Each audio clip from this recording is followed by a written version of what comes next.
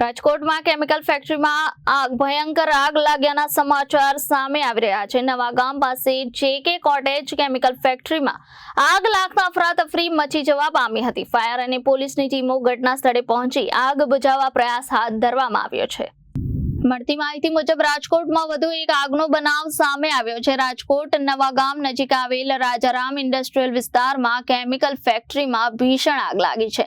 ભીષણ આગ લાગતા અફરાતફરીનો માહોલ સર્જાઈ ગયો હતો। JK કોટેજ નામની ફેક્ટરીમાં આગનો બનાવ સામે આવ્યો છે। આગ એટલી ભયંકર હતી કે તેના ધુમાડા 8 કિલોમીટર સુધી જોવા મળી રહ્યા છે।